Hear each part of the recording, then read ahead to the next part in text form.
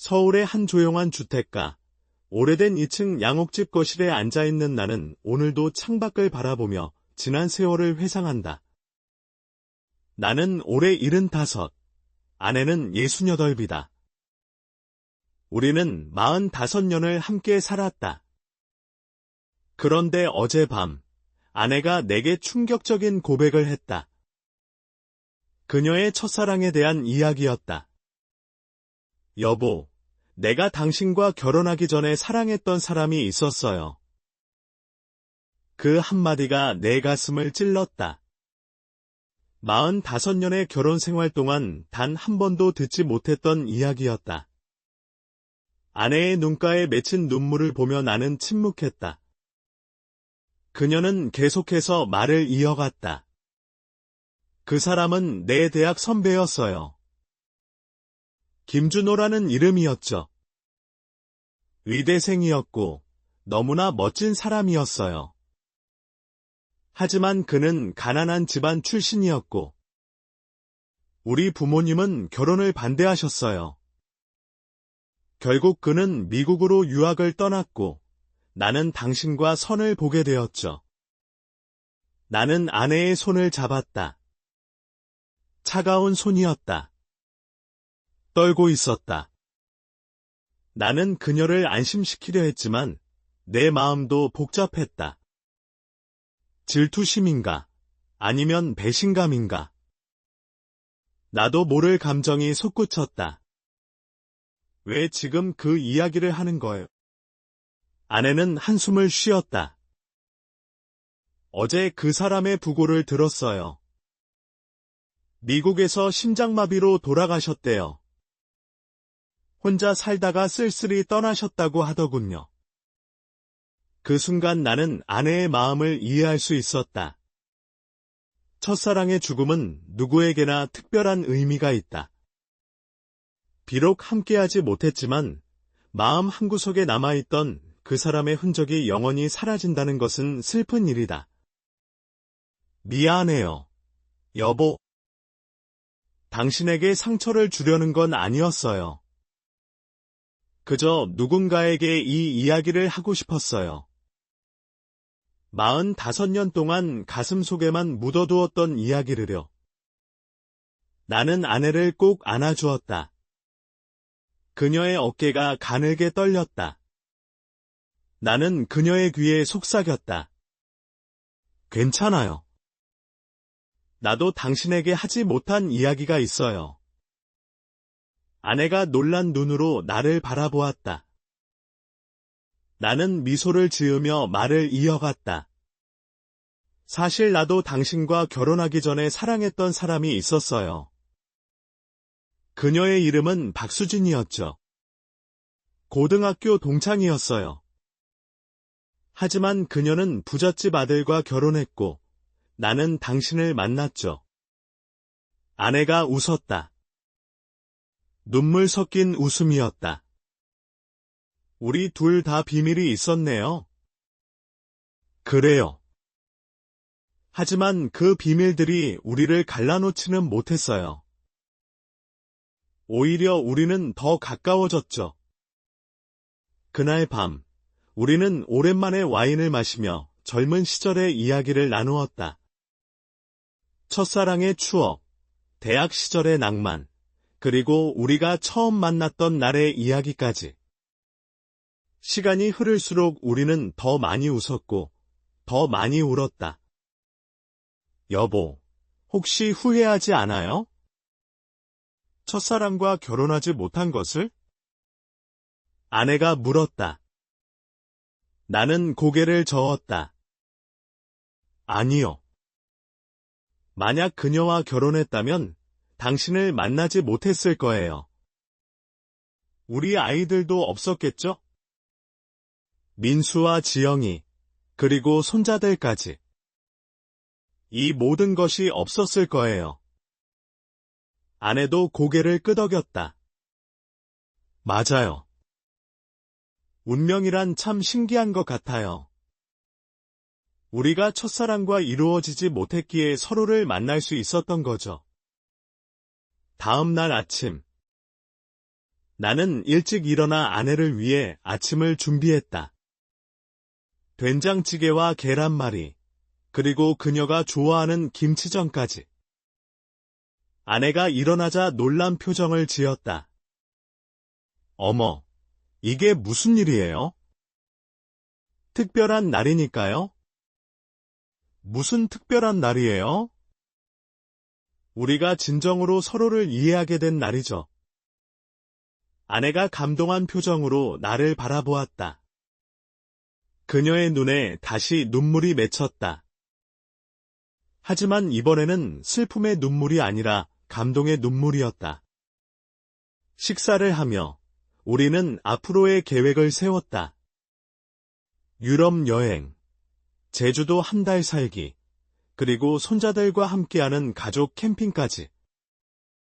마치 새로 연애를 시작한 연인들처럼 설레는 마음으로 미래를 그려나갔다. 그런데 며칠 후 예상치 못한 일이 일어났다. 우편함에 낯선 편지 한 통이 도착했다. 미국에서 온 편지였다. 발신인은 김준호 변호사 사무실이었다. 아내의 첫사랑이 남긴 편지였다. 아내는 떨리는 손으로 편지를 열었다. 나는 그녀 옆에 앉아 함께 편지를 읽었다. 수연에게. 이 편지를 읽고 있다면 나는 이미 이 세상을 떠났을 것입니다. 45년 전, 우리가 헤어진 그날 이후로 단 하루도 당신을 잊은 적이 없었습니다. 미국에서의 성공적인 삶에도 불구하고 내 마음 한구석은 항상 비어 있었습니다. 그곳은 오직 당신만이 채울 수 있는 자리였죠. 하지만 나는 당신이 행복하게 살고 있다는 소식을 들었습니다. 좋은 남편을 만나 아름다운 가정을 꾸렸다고 들었습니다.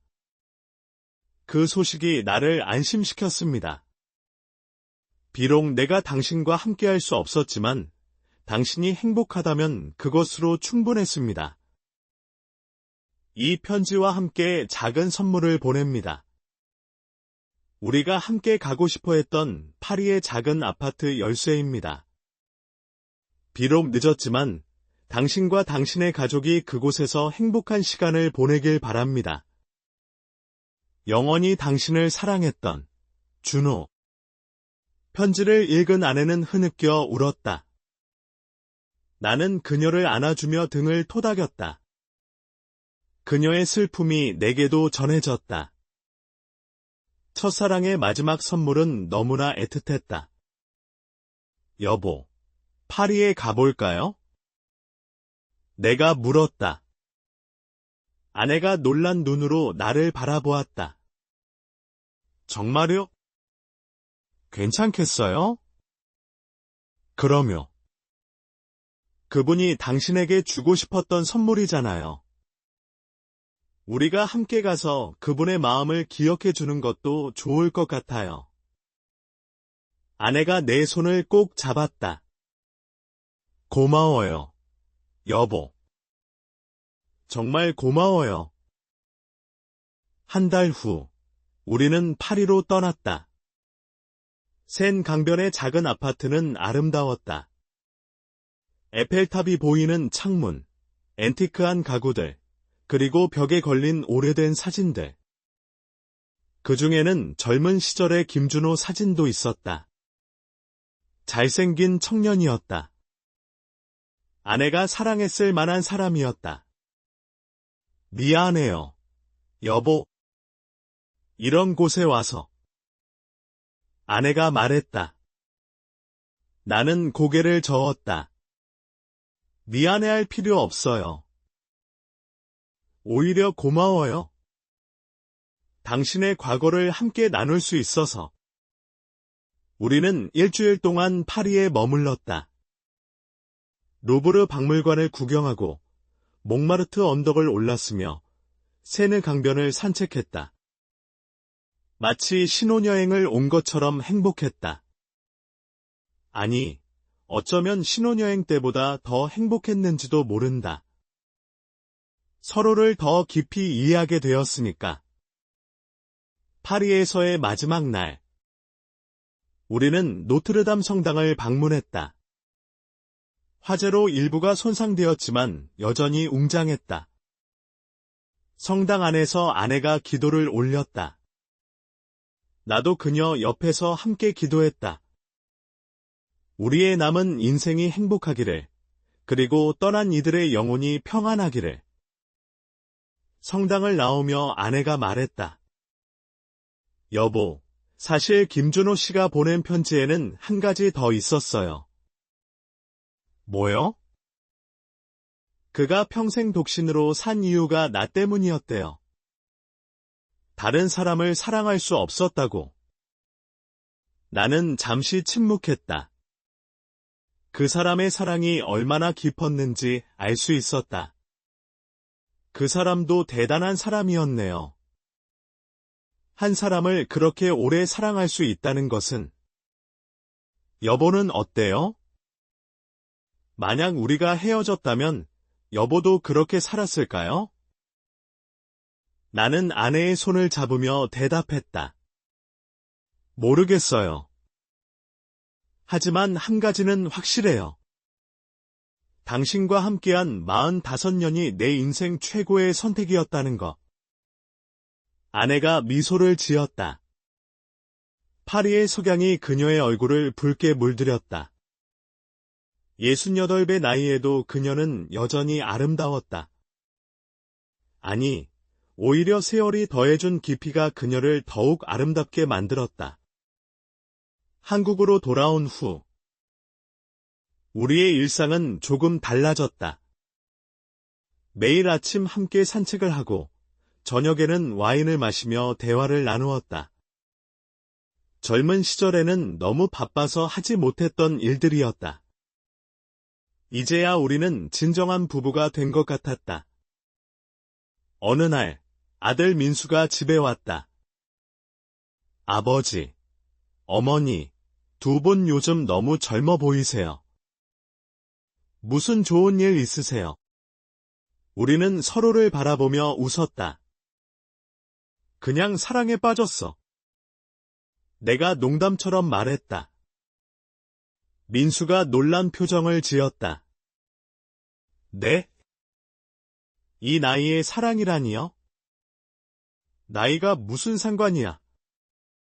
사랑에는 나이가 없는 거야. 아내가 대답했다. 민수는 고개를 갸웃거리며 돌아갔다. 아마 부모님의 변화가 이상하면서도 좋아 보였을 것이다. 그런데 2달 후, 또 다른 편지가 도착했다. 이번에는 국내 발신이었다. 발신인은 박수진이었다. 내 첫사랑이었다. 안녕하세요. 오랜만이에요. 갑작스러운 연락 죄송합니다. 사실 저도 최근에 남편과 사별했어요. 혼자 있다 보니 옛 생각이 많이 나더군요. 혹시 커피 한 잔 하실 수 있을까요? 옛 친구로서요. 나는 편지를 아내에게 보여주었다. 아내는 잠시 생각하더니 말했다. 만나보세요. 정말요? 내 여자도 김준호 씨의 편지를 받았잖아요. 공평해야죠. 나는 아내의 너그러움에 감동했다. 그녀는 정말 대단한 사람이었다. 다음 주, 나는 박수진을 만났다. 강남의 한 카페에서였다. 50년 만의 재회였다. 그녀는 많이 늙었지만 여전히 품위가 있었다. 잘 지내셨어요? 네. 덕분에요. 박수진 씨도 잘 지내셨죠? 우리는 어색하게 인사를 나누었다. 커피를 마시며 지난 이야기를 했다. 그녀의 결혼 생활은 순탄하지 않았다고 했다. 부자였던 남편은 바람둥이였고 결국 이혼했다가 최근에 재결합했는데 남편이 암으로 세상을 떠났다고 했다. 후회돼요. 그때 당신과 함께했다면 어땠을까 하고. 그녀가 말했다. 나는 고개를 저었다. 후회하지 마세요. 모든 일에는 이유가 있는 법이니까요. 당신은 행복하세요? 네, 매우 행복해요. 좋은 아내와 아이들, 손자들까지. 더 바랄 것이 없어요. 박수진이 쓸쓸하게 웃었다. 부러워요. 저는 아이도 없어요. 남편이 원하지 않았거든요. 나는 그녀가 안쓰러웠다. 하지만 위로의 말을 건네기는 어려웠다. 우리 사이에는 이미 너무 많은 시간이 흘렀고, 나에게는 지켜야 할 가정이 있었다. 박수진 씨, 이제 새로운 시작을 하세요. 아직 늦지 않았어요. 고마워요. 그런 말이라도 해주니. 우리는 1시간 정도 이야기를 나누고 헤어졌다. 마지막으로 악수를 나누며 그녀가 말했다. 행복하세요. 진심으로 바라요. 박수진 씨도요. 집으로 돌아오니 아내가 저녁을 준비하고 있었다. 갈비찜이었다. 내가 좋아하는 음식이었다. 어땠어요? 그냥 옛 친구를 만난 거예요. 별일 없었어요. 아내가 미소를 지었다. 다행이네요. 사실 조금 걱정했어요. 왜요? 혹시 옛 감정이 되살아날까봐. 나는 아내를 안아주었다. 그런 일은 없어요. 내 마음속에는 오직 당신뿐이에요. 그날 밤, 우리는 오랜만에 부부관계를 가졌다. 나이가 들어도 사랑의 표현은 필요했다. 아니, 오히려 나이가 들수록 더 필요한지도 모른다. 서로의 온기를 느끼며 살아있음을 확인하는 것. 다음 날 아침, 아내가 제안했다. 여보, 우리 결혼식을 다시 올려볼까요? 결혼식을? 네, 작게라도. 가족들만 모시고. 45년 만에 다시 시작하는 거예요. 나는 아내의 제안이 마음에 들었다. 우리는 즉시 준비를 시작했다. 장소는 우리가 처음 만났던 덕수궁으로 정했다. 작은 야외 결혼식이었다.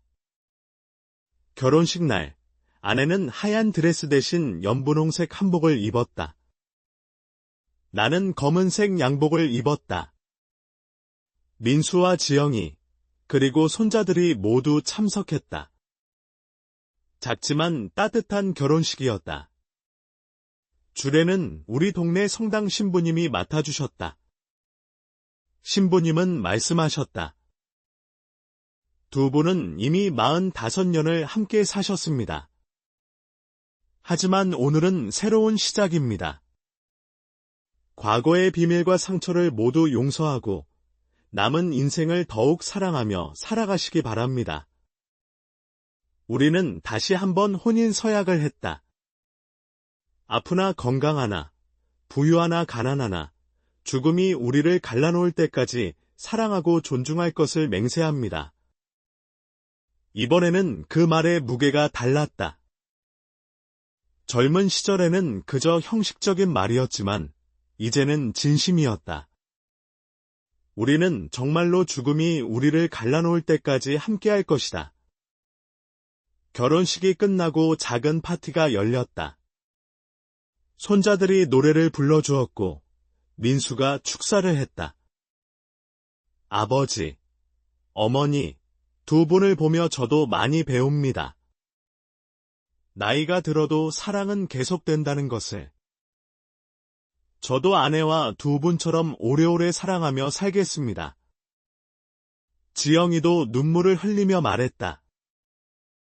엄마, 아빠, 정말 멋져요. 이렇게 다시 시작하는 모습이 저도 두 분을 본받을게요.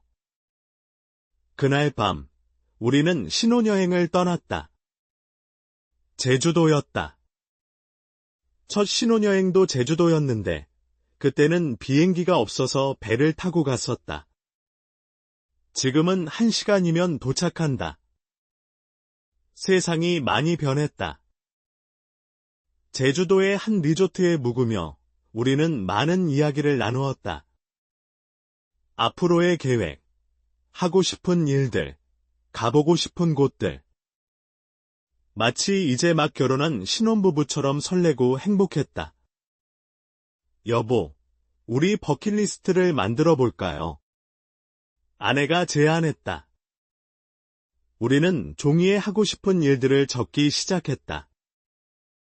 세계 일주 크루즈 여행, 손자들과 함께 캠핑, 자서전 쓰기, 요리 교실 다니기, 사진전 열기, 봉사활동 하기, 스페인 산티아고 순례길 걷기, 북극 오로라 보기, 아프리카 사파리 여행, 우주 여행, 가능하다면. 리스트를 보며 우리는 웃었다. 과연 이 모든 것을 할 수 있을까? 하지만 중요한 것은 함께 꿈꾸고 있다는 것이었다. 제주도에서 돌아온 후, 우리는 첫 번째 버킷리스트를 실행에 옮겼다. 세계 일주 크루즈는 너무 비싸서 일단 아시아 크루즈로 시작했다. 일본, 중국, 베트남, 싱가포르를 거치는 2주 일정이었다. 크루즈 여행은 환상적이었다. 매일 다른 나라를 방문하고 배 위에서는 다양한 공연과 파티가 열렸다. 우리는 댄스 교실에도 참가했다. 처음에는 어색했지만 점점 재미있어졌다. 여보, 우리 젊었을 때는 이런 거 못 해봤죠? 그러게요. 그때는 먹고 살기 바빴으니까. 베트남 하롱베에서 우리는 작은 보트를 타고 동굴을 탐험했다. 7순이 넘은 나이에 모험을 한다는 것이 우습기도 했지만 살아있음을 느끼게 해주었다. 싱가포르에서는 마리나 베이샌즈 호텔 옥상 수영장에서 수영을 했다. 57층 높이에서 내려다보는 싱가포르의 야경은 장관이었다. 여보, 우리 정말 잘 살고 있는 것 같아요. 그럼요. 이제야 진짜 인생을 사는 거예요. 크루즈 여행에서 돌아온 후, 우리는 자서전 쓰기에 도전했다. 각자 자신의 이야기를 쓰기로 했다. 나는 군대 시절부터 시작해서 직장 생활, 결혼, 육아, 그리고 은퇴 후의 삶까지 차근차근 써내려갔다. 아내도 열심히 썼다. 어느 날 그녀가 쓴 글을 보여주었다. 김준호와의 추억이 담긴 장이었다. 그는 내게 시를 써주곤 했다. 서툴지만 진심이 담긴 시였다. 당신은 내 삶의 봄날, 영원히 지지 않을 꽃이라는 구절을 아직도 기억한다. 하지만 봄은 갔고 꽃은 졌다. 대신 나는 가을의 풍요로움을 얻었다. 내 남편과 함께하는 황금빛 가을을. 나는 아내의 글에 감동했다. 그녀가 나를 가을에 비유한 것이 마음에 들었다. 봄처럼 화려하지는 않지만 깊고 풍요로운 가을. 그것이 우리의 사랑이었다. 어느 날 뜻밖의 손님이 찾아왔다. 김준호의 여동생이라는 사람이었다. 안녕하세요. 저는 김준호의 동생 김정희입니다. 오빠가 남긴 것이 하나 더 있어서 전해드리려고 왔어요. 그녀가 건넨 것은 오래된 일기장이었다.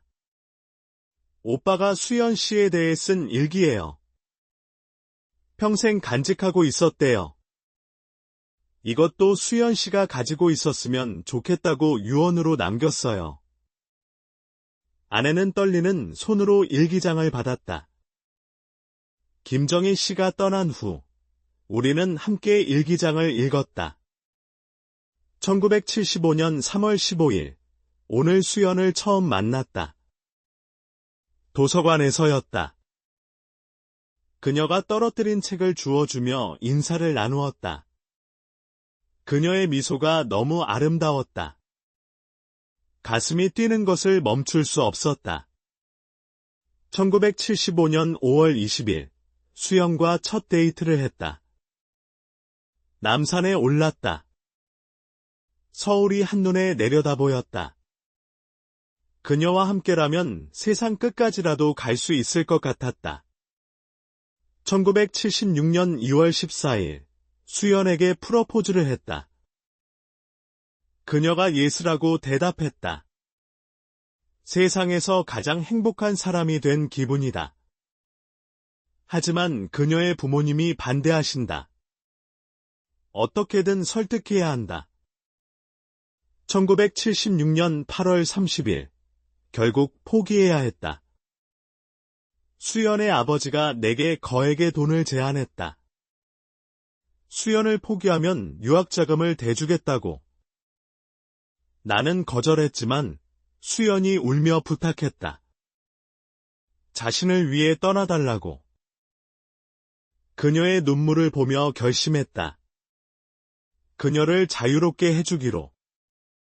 1976년 9월 15일, 미국으로 떠난다.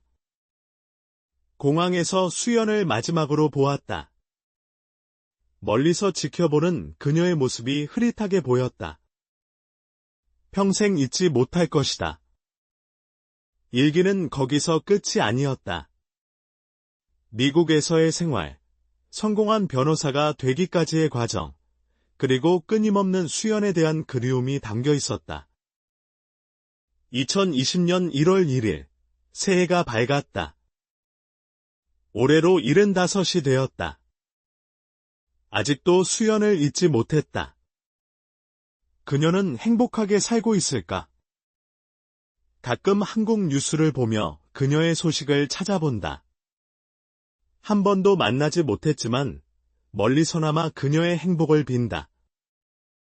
마지막 일기는 죽기 한 달 전이었다. 2024년 12월 15일, 의사가 시한부 선고를 했다. 심장이 많이 약해졌다고 한다. 이제 정리를 해야 할 때다.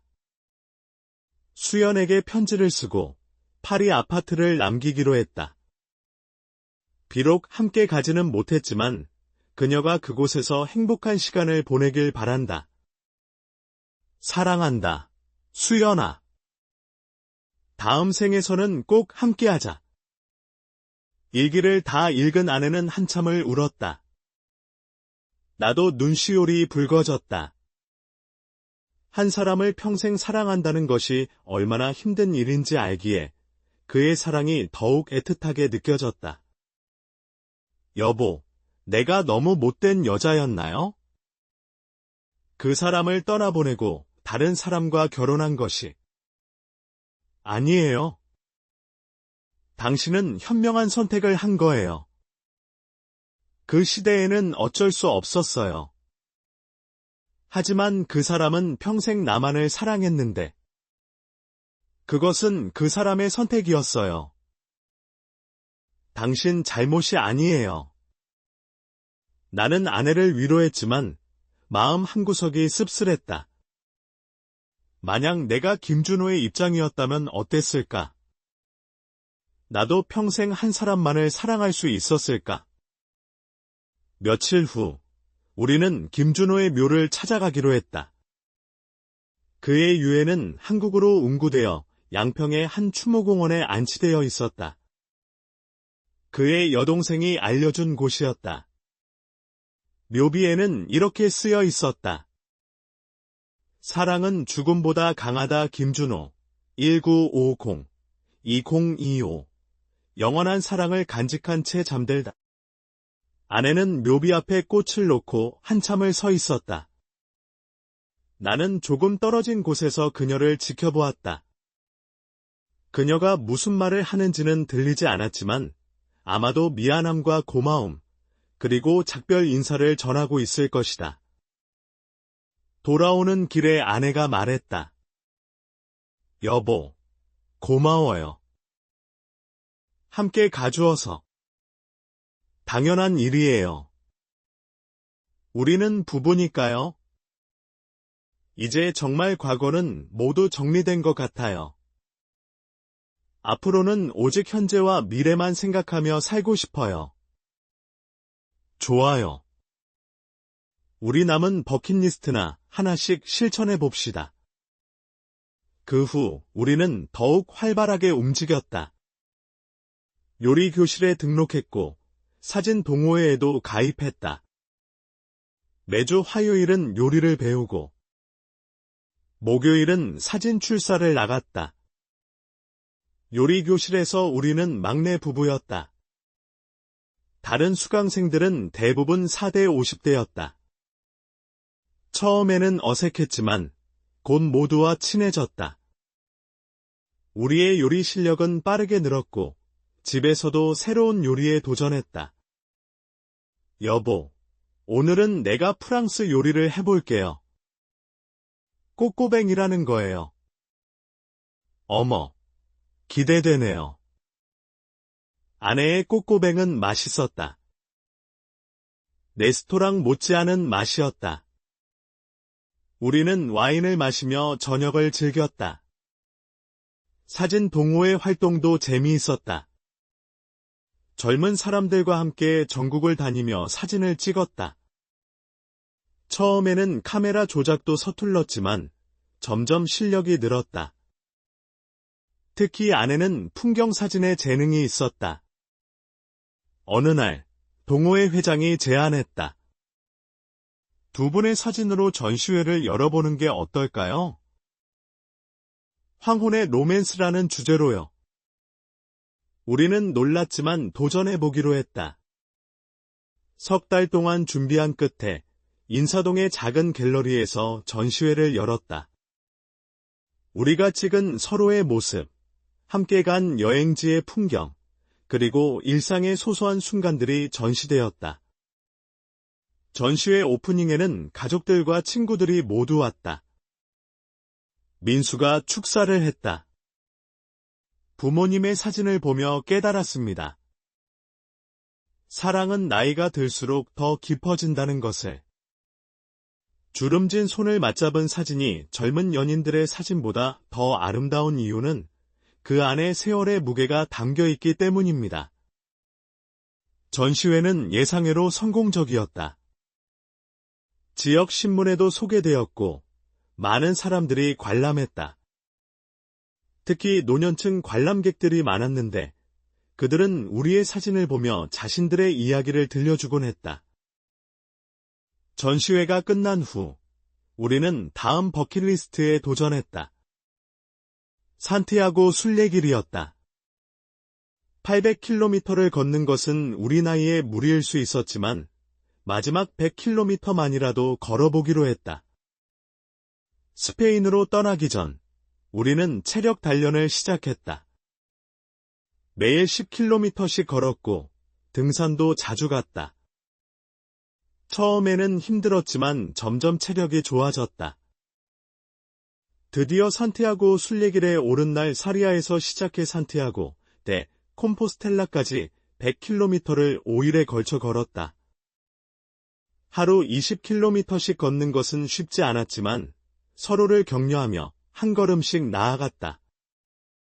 순례길에서 만난 사람들과의 대화도 특별했다. 독일에서 온 노부부, 일본에서 온 청년, 미국에서 온 중년 여성. 모두 각자의 이유로 이 길을 걷고 있었다. 왜 이 길을 걷나요? 독일 노인이 물었다. 나는 대답했다. 새로운 시작을 위해서요. 75의 나이에 새로운 사랑을 시작했거든요. 아름답네요. 사랑에는 정년이 없죠.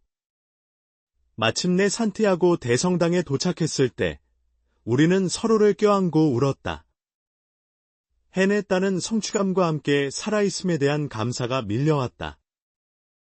성당에서 미사를 드린 후 우리는 순례자 증명서를 받았다. 그것은 단순한 종이 한 장이 아니라 우리가 함께 이뤄낸 성과의 증거였다. 산티아고에서 돌아온 후 예상치 못한 일이 일어났다. 박수진에게서 연락이 왔다. 그녀가 췌장암 말기 판정을 받았다는 것이었다. 마지막으로 당신을 한 번 더 보고 싶어요. 부담스럽다면 오지 않아도 돼요. 나는 아내와 상의했다. 아내는 흔쾌히 허락했다. 가보세요. 마지막 인사는 해야죠. 나는 박수진이 입원한 병원을 찾았다. 그녀는 많이 야위어 있었다. 항암 치료로 머리카락도 거의 빠진 상태였다. 와줘서 고마워요. 아니에요. 당연히 와야죠. 우리는 잠시 침묵했다. 그녀가 먼저 입을 열었다. 후회가 많아요? 돈과 지위를 쫓다가 정작 중요한 것을 놓쳤어요. 지나간 일이에요.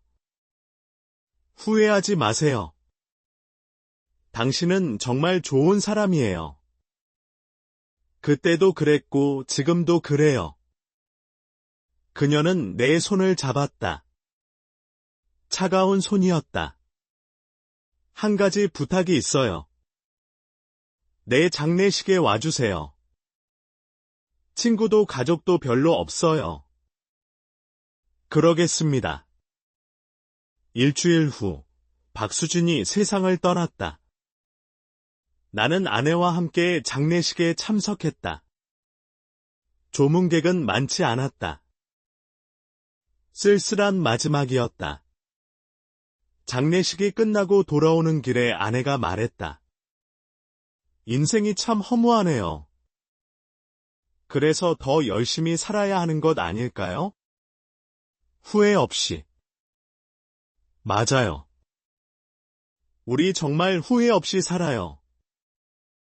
그 일이 있은 후, 우리는 봉사활동을 시작했다. 동네 노인정에서 급식 봉사를 하고 독거노인들을 방문했다. 우리보다 나이 많은 어르신들을 돌보는 것이 아이러니했지만 보람 있는 일이었다. 어느 날 독거노인 한 분이 우리에게 말했다. 두 분 보면 부러워요. 함께 늙어갈 사람이 있다는 게 얼마나 큰 축복인지. 그 말에 우리는 서로를 바라보며 미소 지었다. 정말 우리는 축복받은 사람들이었다. 2025년 크리스마스가 다가왔다. 우리는 온 가족이 모이는 파티를 준비했다. 민수 가족, 지영이 가족, 그리고 미국에서 온 조카들까지. 큰 파티였다. 파티에서 나는 건배사를 했다. 사랑하는 가족 여러분, 올 한 해는 제 인생에서 가장 특별한 해였습니다. 75의 나이의 아내와 다시 사랑에 빠졌고 새로운 도전들을 했으며 소중한 사람들과 작별도 했습니다. 인생이 이렇게 풍성할 수 있다는 것을 이제야 알았습니다. 여러분 모두 건강하고 행복하기를 바랍니다. 메리 크리스마스! 모두가 건배를 했다. 손자들이 캐럴을 불렀고 우리는 선물을 교환했다. 아내가 내게 준 선물은 우리의 사진으로 만든 앨범이었다. 첫 페이지에는 이렇게 쓰여 있었다. 내 인생의 가을, 당신과 함께여서 황금빛입니다. 사랑해요. 나도 아내에게 선물을 주었다. 우리가 함께 쓴 자서전을 책으로 만든 것이었다. 제목은 가을의 연인들이었다. 어머, 정말 책이 됐네요. 우리 이야기가 다른 사람들에게도 희망이 되었으면 좋겠어요. 새해가 밝았다. 2026년, 우리는 새해 계획을 세웠다. 북극 오로라 여행, 아프리카 사파리, 그리고 가능하다면 우주 여행까지. 꿈은 크게 꾸는 것이 좋다. 1월 중순, 우리는 북극 오로라를 보러 떠났다. 핀란드 라플란드였다. 영하 30도의 추위였지만 오로라를 보는 순간 모든 것을 잊었다. 하늘을 가로지르는 초록빛 커튼. 신의 선물 같았다. 아내와 나는 손을 꼭 잡고 하늘을 올려다보았다. 여보, 저 오로라처럼 우리 사랑도 영원했으면 좋겠어요. 그럴 거예요. 죽음이 우리를 갈라놓아도 이 기억은 영원할 거예요. 오로라 아래에서 우리는 키스를 했다. 75과 68배 나이에도 우리는 여전히 연인이었다. 핀란드에서 돌아온 후 나는 건강검진을 받았다. 결과는 좋지 않았다. 전립선암 초기였다. 의사는 수술을 권했지만 나는 망설였다. 여보, 수술 받으세요. 아직 우리가 해야 할 일이 많잖아요. 아내의 간곡한 부탁에 나는 수술을 받기로 했다. 수술은 성공적이었고 회복도 빨랐다. 한 달 만에 일상으로 돌아올 수 있었다. 여보, 무서웠어요. 당신을 잃을까봐. 걱정 마세요. 나는 아직 갈 때가 안 됐어요. 당신과 할 일이 너무 많거든요. 봄이 왔다. 우리는 아프리카 사파리를 떠났다. 케냐와 탄자니아를 거치는 10일 일정이었다. 세렝게티 평원에서 본 일출은 장관이었다. 수만 마리의 늑대가 이동하는 모습, 사자 가족의 사냥, 코끼리 무리의 행진. 생명의 경이로움을 느꼈다. 여보, 우리도 저 동물들처럼 자연스럽게 살아가는 거예요. 태어나고, 사랑하고, 늙고, 죽는 것, 그게 인생이에요. 맞아요. 그리고 우리는 운이 좋은 거예요. 함께 늙어갈 수 있으니까. 사파리에서 돌아온 후, 우리는 일상으로 돌아왔다. 하지만 이제 일상도 특별했다. 매일 아침 함께 일어나고, 함께 식사하고, 함께 산책하는 것, 이 모든 것이 선물이었다. 여름이 되자 손자들이 방학을 맞아 우리 집에 왔다. 우리는 함께 캠핑을 갔다. 강원도 산속의 조용한 캠핑장이었다. 할아버지, 할머니는 어떻게 그렇게 사이가 좋아요? 큰 손자가 물었다. 나는 웃으며 대답했다. 비결이 있지. 서로를 친구처럼 대하는 거야. 부부이기 전에 친구가 되는 거지. 저도 나중에 할아버지, 할머니처럼 살고 싶어요. 그럴 거야. 좋은 사람 만나서 오래오래 행복하게 살 거야. 캠핑장에서 우리는 바비큐를 하고 캠프파이어를 했다. 별이 쏟아지는 밤하늘 아래에서 노래를 부르고 이야기를 나누었다. 완벽한 여름밤이었다. 가을이 왔다. 결혼 46주년이었다. 우리는 조용히 둘만의 시간을 보내기로 했다. 경주로 여행을 떠났다. 불국사, 석굴암, 첨성대를 둘러보며 역사의 순결을 느꼈다. 여보, 우리도 역사의 일부가 되는 거겠죠? 그럼요. 우리 자손들에게 전해질 이야기가 되는 거예요. 경주의 한 전통 한옥에서 우리는 특별한 저녁을 보냈다. 촛불을 켜고 전통 음악을 들으며 막걸리를 마셨다. 마치 조선시대로 돌아간 것 같았다. 여보, 다음 생에도 만날까요? 아내가 물었다. 나는 고개를 끄덕였다. 당연하죠. 다음 생에도, 다다음 생에도. 영원히 만날 거예요. 그때 갑자기 아내가 가슴을 쥐며 쓰러졌다. 심장마비였다. 나는 급히 119를 불렀고 병원으로 옮겨졌다. 다행히 골든타임 안에 치료를 받아 위기를 넘겼다. 중환자실에서 깨어난 아내가 첫마디로 한 말은 이것이었다. 여보, 아직 못 가요. 우주여행 해야 하잖아요. 나는 웃으며 울었다. 그녀의 유머 감각은 죽음의 문턱에서도 살아있었다. 아내는 한 달 만에 퇴원했다. 하지만 이제 우리는 알았다. 시간이 많지 않다는 것을. 더 이상 미룰 수 없었다. 우리는 버킷리스트의 마지막 항목에 도전하기로 했다. 우주여행이었다. 물론 실제 우주는 아니었지만 무중력 체험 비행을 신청했다. 미국 플로리다에서 진행되는 프로그램이었다. 특수 비행기를 타고 포물선 비행을 하며 25초간 무중력을 체험하는 것이었다. 우리 나이에는 위험할 수 있었지만 의사의 허가를 받고 도전했다.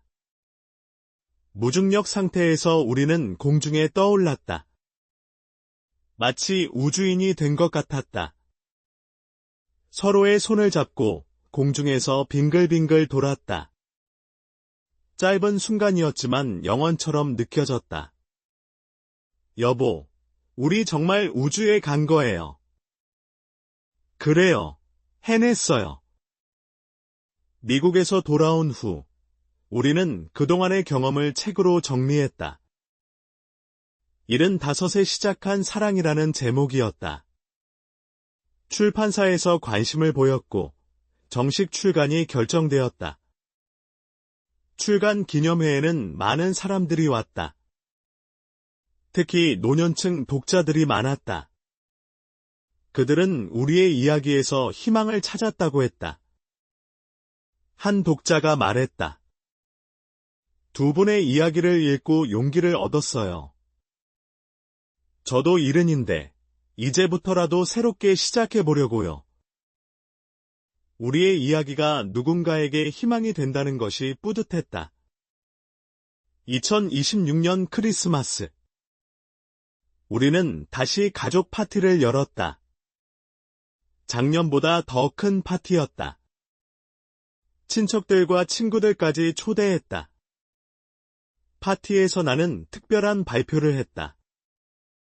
여러분, 저희 부부가 황혼사랑장학재단을 설립하기로 했습니다. 노년에 새로운 도전을 하는 분들을 지원하는 재단입니다. 모두가 박수를 쳤다. 우리는 그동안 모은 재산의 일부를 재단에 기부하기로 했다.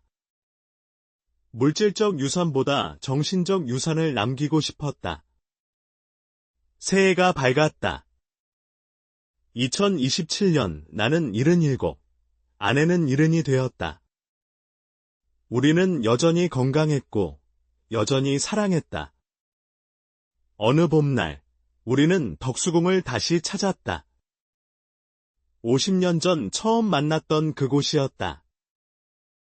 벚꽃이 만개한 돌담길을 걸으며 우리는 과거를 회상했다. 여보, 그때 기억나요? 여기서 처음 만났을 때 어떻게 있겠어요? 선 본다고 어색하게 앉아 있었죠. 그때는 이렇게 오래 함께할 줄 몰랐어요. 저도요. 하지만 지금 생각하면 운명이었던 것 같아요. 벚꽃잎이 바람에 날렸다. 분홍빛 꽃비가 내리는 것 같았다. 아내가 내 팔짱을 꼈다. 여보, 만약 시간을 되돌릴 수 있다면 뭘 바꾸고 싶어요? 나는 잠시 생각했다. 아무것도 바꾸고 싶지 않아요. 모든 순간이 완벽했어요. 힘든 시간도, 슬픈 시간도 모두 우리를 더 강하게 만들었으니까요. 저도 그래요. 후회는 없어요. 단지 감사할 뿐이에요. 그날 저녁, 우리는 첫 데이트 때 갔던 레스토랑을 찾았다. 물론 그 레스토랑은 사라지고 없었지만 같은 자리에 새로운 레스토랑이 있었다. 여보, 건배해요. 우리의 사랑을 위해, 우리의 남은 날들을 위해. 와인잔이 부딪히는 소리가 청명했다. 창밖으로 서울의 야경이 펼쳐졌다. 50년 전과는 완전히 다른 모습이었지만 우리의 사랑은 변하지 않았다. 레스토랑에서 나오며 아내가 말했다. 여보, 우리 이야기를 영화로 만들면 어떨까요? 좋은 생각이에요. 제목은 뭐로 할까요? 68세 아내의 첫사랑 고백, 75세 남편의 대답 어때요? 완벽해요. 우리는 웃으며 집으로 돌아왔다. 현관문을 열자 따뜻한 온기가 우리를 맞았다. 집이었다. 우리가 함께 만든 보금자리였다. 거실 벽에는 우리의 사진들이 걸려 있었다. 젊은 시절부터 현재까지. 우리 인생의 모든 순간이 담겨 있었다. 그 사진들을 보며 나는 생각했다. 우리는 참 잘 살았다고. 완벽하지는 않았지만 최선을 다했다고. 여보, 피곤하지 않아요? 차 한잔 할까요? 좋아요. 오늘은 보이차로 해요. 아내가 차를 우리는 동안 나는 음악을 틀었다. 우리가 좋아하는 올드팝이었다. 언체인드 멜로디가 흘러나왔다. 이 노래 들으면 항상 당신 생각이 나요. 왜요? 가사가 우리 이야기 같아서요. 시간이 천천히 흐르고 외로운 시간들이 지나가고 당신이 여전히 나의 것인지 궁금해했다. 바보같이 나는 영원히 당신 것이에요. 우리는 차를 마시며 조용히 음악을 들었다. 창밖으로 별이 빛나고 있었다. 도시의 불빛에 가려 잘 보이지 않았지만 분명 거기 있었다. 우리의 사랑처럼. 여보, 내일은 뭐 할까요? 글쎄요. 아침에 산책하고, 점심은 민순에 가고, 저녁에는 영화나 볼까요? 좋아요. 평범한 하루네요. 평범한 게 최고예요. 그날 밤, 나는 일기를 썼다. 오늘도 아내와 함께 행복한 하루를 보냈다. 우리에게 남은 시간이 얼마나 될지 모르지만 매일매일이 선물이다. 68세의 첫사랑을 고백한 아내에게 나는 이렇게 대답하고 싶다. 당신이 첫사랑을 간직한 것처럼 나도 당신을 마지막 사랑으로 간직하겠다고. 다음 날 아침, 나는 아내보다 일찍 일어났다. 부엌에서 아침을 준비하며 창밖을 보니 해가 떠오르고 있었다. 새로운 날의 시작이었다. 아내가 일어나 부엌으로 왔다. 좋은 아침이에요, 여보. 좋은 아침이에요, 당신. 우리는 마주보며 미소 지었다. 주름진 얼굴이었지만 서로의 눈에는 여전히 젊은 연인들이 비치고 있었다. 아침을 먹으며 아내가 말했다. 여보, 어제 생각해 봤는데요. 우리 이야기를 손자들에게 직접 들려주는 게 어떨까요? 동영상으로 찍어서 남기는 거예요. 좋은 생각이에요. 우리가 떠난 후에도 그들이 볼 수 있겠네요. 그 주말, 우리는 비디오 카메라 앞에 앉았다. 민수가 촬영을 도와주었다. 안녕, 사랑하는 손자들아. 할아버지, 할머니야. 우리가 이 세상을 떠난 후에 너희가 이 영상을 보고 있겠지. 우리는 너희에게 우리의 사랑 이야기를 들려주고 싶었어. 우리는 처음 만남부터 시작해서 모든 이야기를 들려주었다. 첫사랑의 고백, 파리 여행, 재결혼식, 순례길, 그리고 우주여행까지. 사랑하는 아이들아, 할아버지가 너희에게 하고 싶은 말은 이거야. 사랑은 나이가 없다는 것, 그리고 진정한 사랑은 서로를 있는 그대로 받아들이는 것이라는 것. 할머니와 할아버지처럼 서로의 과거를 이해하고 현재를 함께하며 미래를 꿈꾸는 사람을 만나길 바란다. 아내도 덧붙였다. 그리고 기억해. 인생은 한 번뿐이야. 후회 없이 살아야 해. 사랑하는 사람에게는 사랑한다고 말하고, 미안한 사람에게는 미안하다고 말하고, 고마운 사람에게는 고맙다고 말해야 해. 내일은 없을 수도 있으니까. 촬영을 마치고 우리는 서로를 바라보았다. 말하지 않아도 알 수 있었다. 우리가 할 일을 다 했다는 것을. 그해 여름. 우리는 마지막 큰 여행을 떠났다. 알래스카 크루즈였다. 빙하를 보고, 고래를 만나고, 오로라를 다시 한번 보는 것이 목적이었다. 배 위에서 우리는 많은 시간을 함께 보냈다.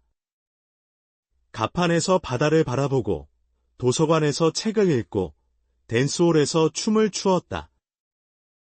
어느 날 밤, 갑판에서 오로라가 나타났다. 핀란드에서 본 것보다 더 장관이었다. 하늘 전체가 초록빛으로 물들었다.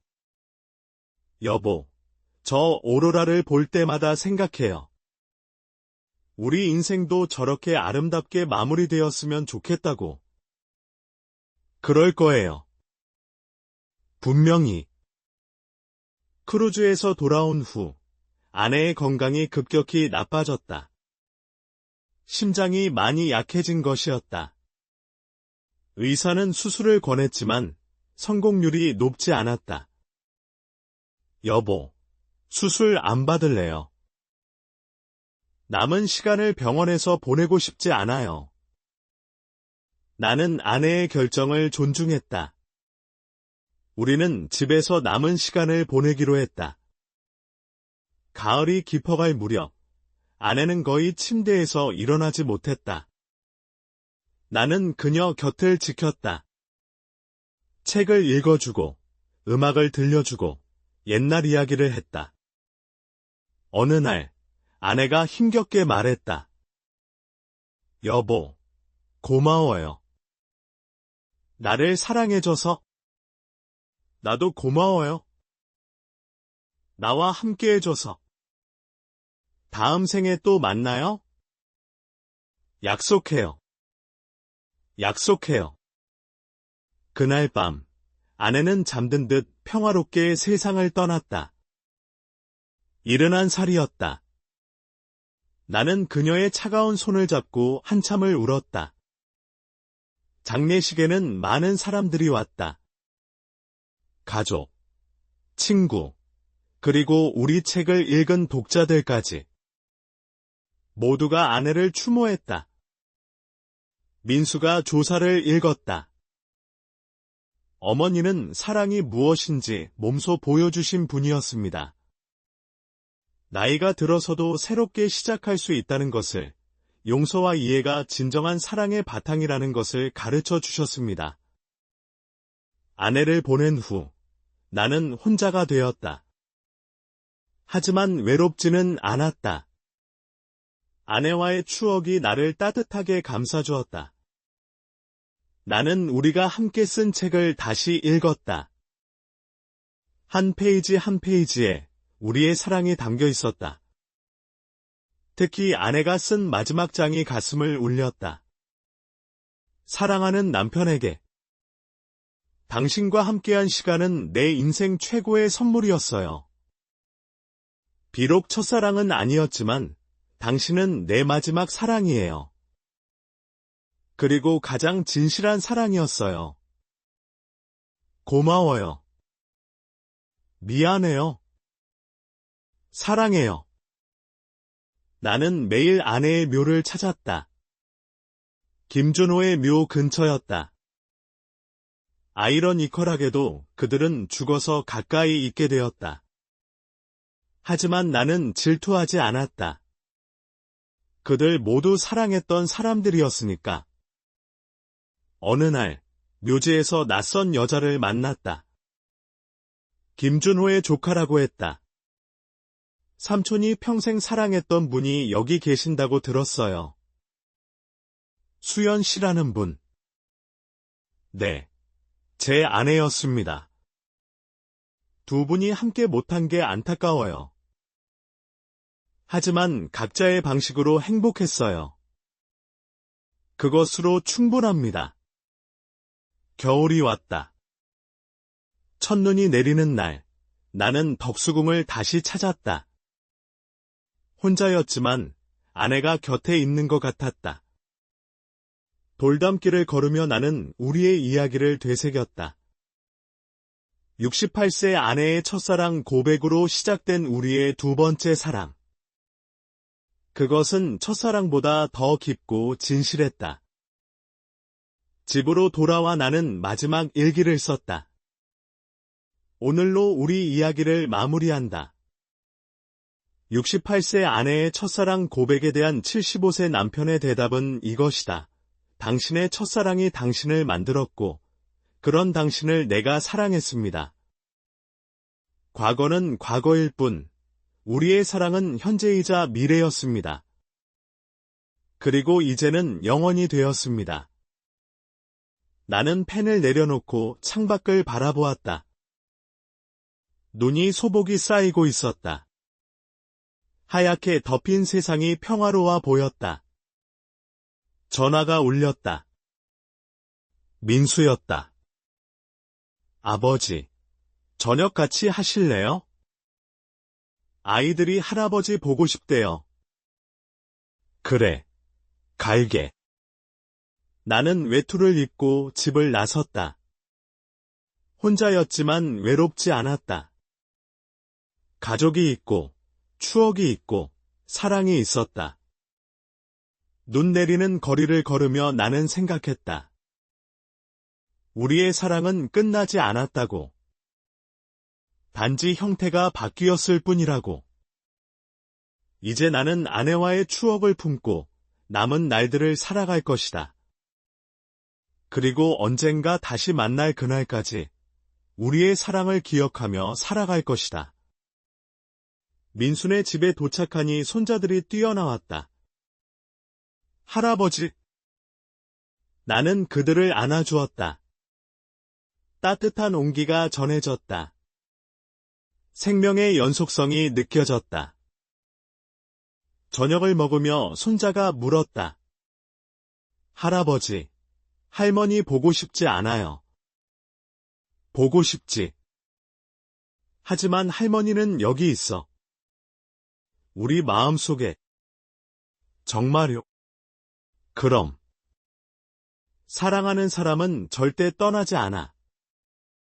우리가 기억하는 한 영혼이 살아있는 거야.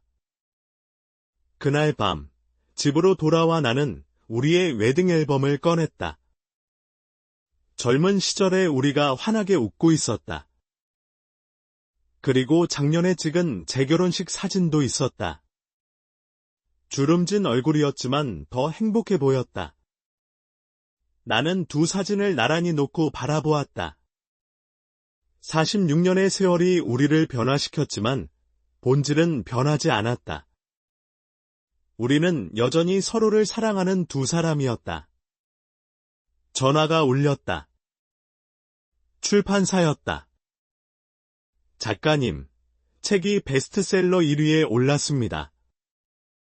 독자들의 반응이 뜨겁습니다. 많은 분들이 감동받았다고 하네요. 감사합니다. 아내가 알았다면 기뻐했을 텐데. 분명 하늘에서 기뻐하고 계실 거예요. 전화를 끊고 나는 하늘을 올려다보았다. 별이 빛나고 있었다. 그중 가장 밝은 별이 아내 같았다. 여보, 우리 이야기가 많은 사람들에게 희망을 주고 있어요. 우리가 꿈꾸던 일이 이루어졌어요. 바람이 불었다. 마치 아내의 대답처럼 느껴졌다. 다음 날, 나는 황혼사랑장학재단 사무실로 갔다. 첫 장학생을 선발하는 날이었다. 지원자는 모두 60세 이상이었고, 각자 새로운 도전을 계획하고 있었다.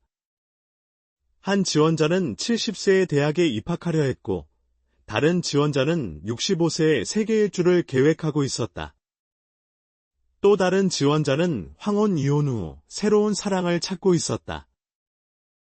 나는 모든 지원자에게 장학금을 주기로 했다. 돈이 문제가 아니었다. 그들의 용기와 열정이 중요했다. 여러분, 나이는 숫자에 불과합니다.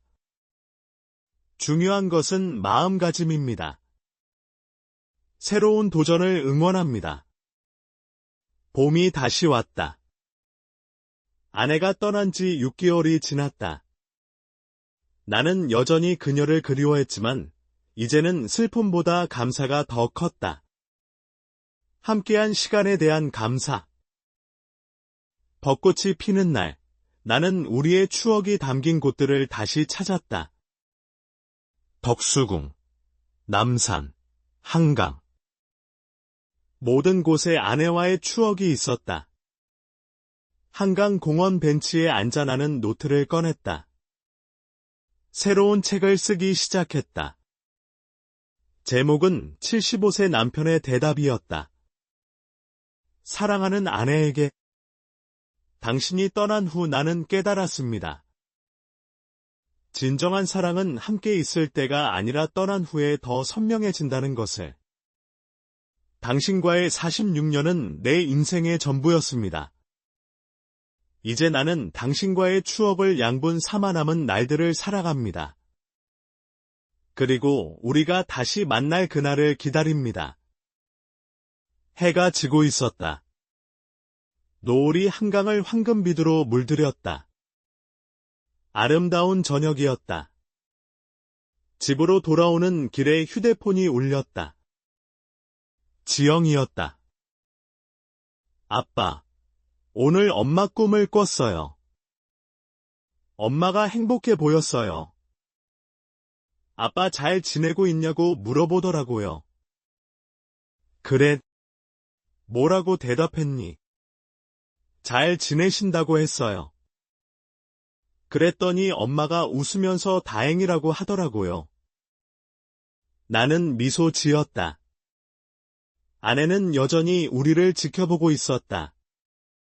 그해 여름, 나는 손자들과 함께 유럽 여행을 떠났다. 파리의 그 아파트도 다시 방문했다.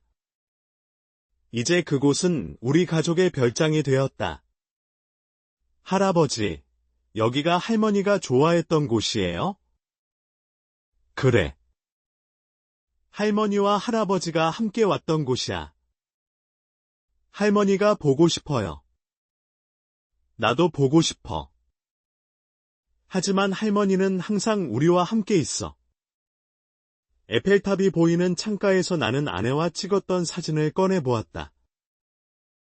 행복하게 웃고 있는 우리의 모습. 그때가 엊그제 같은데 벌써 2년이 지났다. 파리에서 돌아온 후 나는 건강검진을 받았다. 결과는 좋지 않았다. 암이 재발한 것이었다. 이번에는 수술이 불가능했다. 의사가 말했다. 6개월에서 1년 정도 남으셨습니다. 나는 담담했다. 오히려 안심이 되었다. 곧 아내를 만날 수 있다는 생각에 가족들에게 이 사실을 알렸다. 모두 슬퍼했지만 나는 그들을 위로했다. 울지 마라. 나는 행복한 삶을 살았어. 후회는 없어. 이제 할머니를 만나러 가는 거야. 남은 시간 동안 나는 정리를 했다. 재산을 정리하고 유언장을 작성하고 마지막 책을 완성했다. 가을이 왔다. 단풍이 아름다웠다.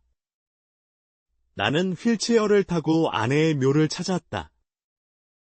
여보, 이제 곧 갈게요.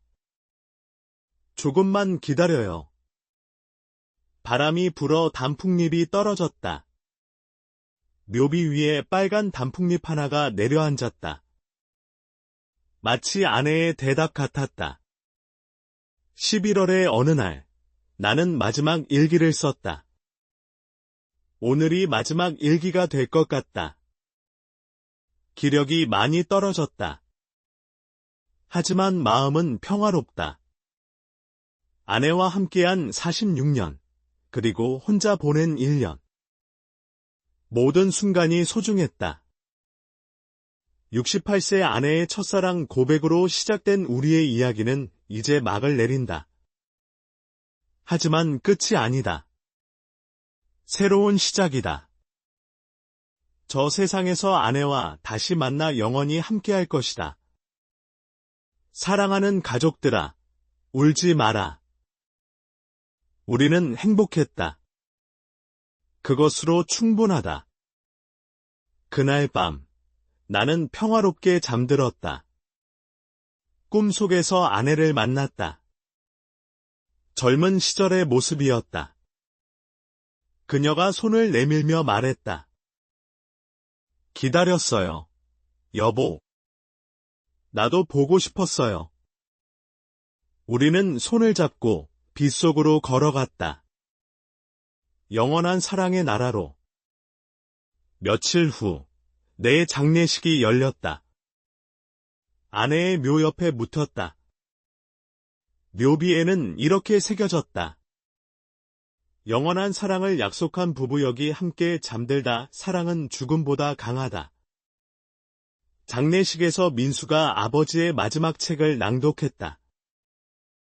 68세 아내의 첫사랑 고백. 그것은 우리 사랑의 새로운 시작이었습니다. 75세 남편의 대답은 이것입니다. 당신을 사랑합니다. 어제도, 오늘도, 내일도, 영원히. 하늘에서 눈이 내리기 시작했다. 하얀 눈송이가 2개의 묘비를 덮었다. 마치 축복처럼. 그렇게 우리의 이야기는 끝이 났다. 아니, 새롭게 시작되었다. 이 세상에서의 이야기는 끝났지만 저 세상에서의 이야기가 시작된 것이다. 우리가 남긴 책은 계속해서 읽히고 있다. 많은 사람들이 우리의 이야기에서 희망을 찾고 사랑을 배우고 용기를 얻는다. 황혼사랑장학재단은 계속 운영되고 있다. 매년 수십 명의 노인들이 새로운 도전을 시작한다. 그들 모두가 우리의 정신적 자녀들이다. 손자들은 우리의 이야기를 자신들의 자녀에게 들려준다. 그렇게 우리의 사랑은 대를 이어 전해진다. 파리의 아파트는 가족들의 추억의 장소가 되었다. 매년 우리의 기일에 가족들이 그곳에 모여 우리를 추억한다. 덕수궁 돌담길에는 우리를 기리는 작은 동판이 설치되었다. 여기서 만난 2사람, 46년의 사랑을 완성하다라고 쓰여 있다. 그리고 어디선가 누군가가 우리의 이야기를 읽고 있다. 68세 아내의 첫사랑 고백과 75세 남편의 대답을. 그들도 우리처럼 사랑할 수 있기를, 용서할 수 있기를, 새롭게 시작할 수 있기를 바라며. 사랑은 나이가 없다. 사랑은 시간을 초월한다. 사랑은 죽음보다 강하다.